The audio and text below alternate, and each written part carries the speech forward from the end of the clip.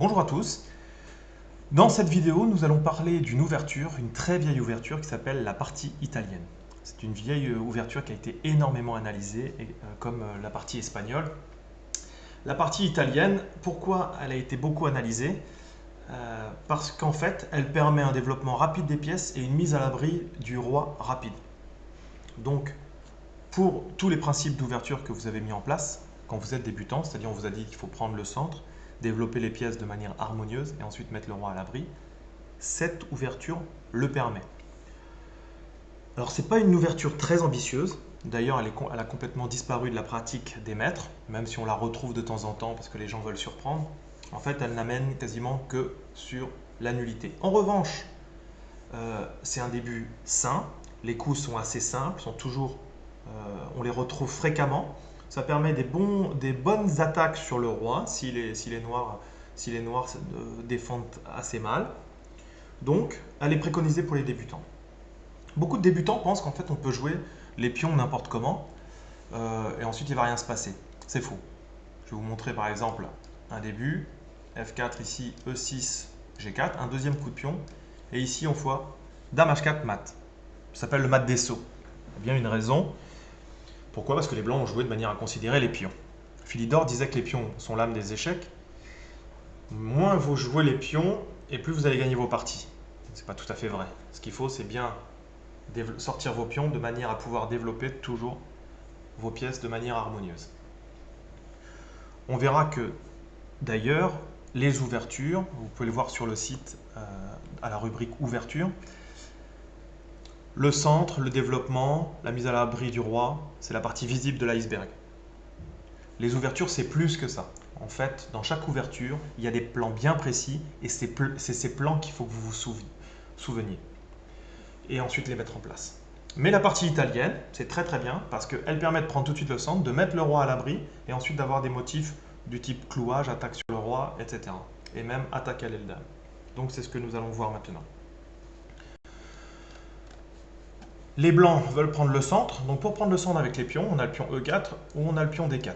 Ça, ce sont les positions dites ouvertes et ça, ce sont les positions dites fermées. On aura l'occasion de revenir sur le coup D4. E4.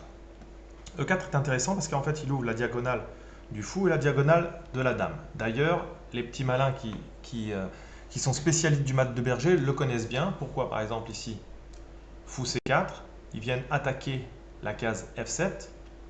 Et ensuite, plus tard, ils vont venir attaquer également la case F7 avec la dame. Si par exemple les noirs jouent un petit peu faiblement,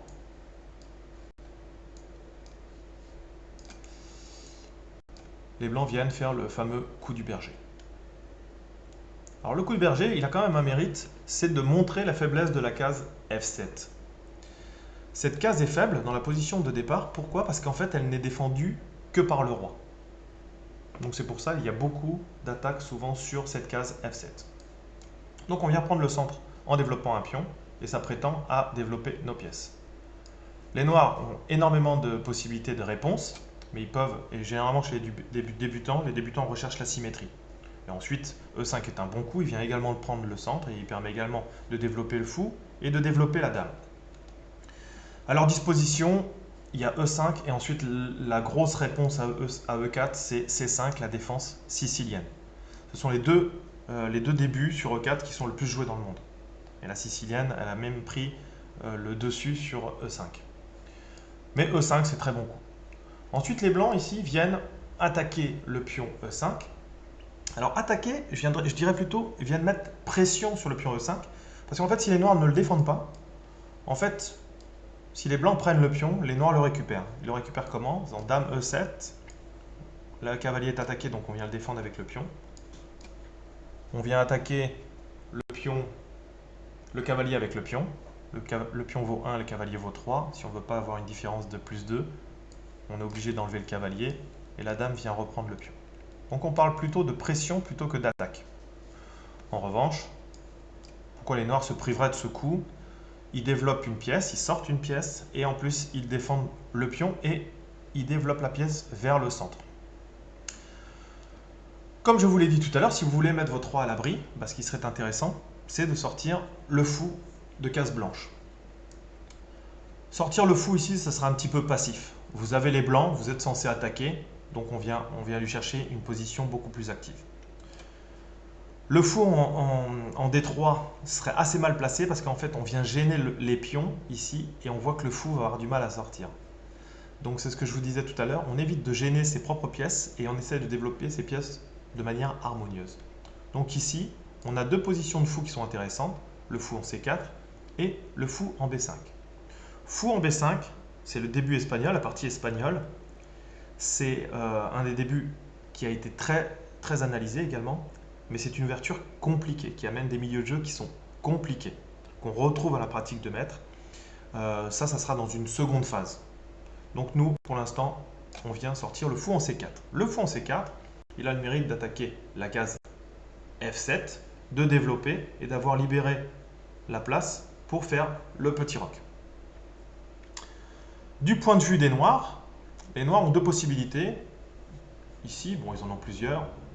Ils ont D6 ici, qui est la défense Philidor. Le problème, c'est qu'on voit qu'on vient gâcher la diagonale pour ce fou. Donc généralement, les noirs essayent d'abord de sortir le fou. S'ils viennent ici en D6, en fait, on voit comme tout à l'heure, en fait, c'est mauvais parce qu'en fait, ils viennent bloquer leur propre pion. Donc en fait, ils viennent également attaquer la case F2 qui est une case faible dans le camp des blancs. Voilà. Ils ont une autre possibilité également. Ils ont cavalier en F6, c'est la défense des deux cavaliers, mais c'est une autre ouverture qui est parfaitement jouable, mais c'est une autre ouverture qu'on aura l'occasion de revoir plus tard. Ici, fou C5. Ici, on a la position de base de la partie italienne. À partir de là, les blancs vont pouvoir choisir leur développement. Donc cette première vidéo sur la partie italienne est terminée. C'était une vidéo d'introduction pour vous montrer qu'il ne faut pas jouer de manière inconsidérée les pions dans l'ouverture. Ça, c'est une première chose. La partie italienne permet de développer rapidement le fou, le cavalier pour permettre au roi de se mettre à l'abri. Le pion E4 après le centre. Mais si vous regardez la position des noirs, pas beaucoup de faiblesse. Ils vont pouvoir jouer à leur tour le cavalier et ensuite mettre le roi à l'abri également. Donc c'est aussi une partie très saine de la part des noirs. Donc les prochaines vidéos sur la partie italienne vont vous présenter les plans principaux de la partie italienne. Comme je l'ai dit, la variante des 4 cavaliers, le jeu calme, le jeu très calme, une variante fermée et puis les variantes marginales. Travaillez bien, bonne vidéo. Je vous rappelle le site www.chessteiner2000.com. N'hésitez pas à le partager avec vos amis.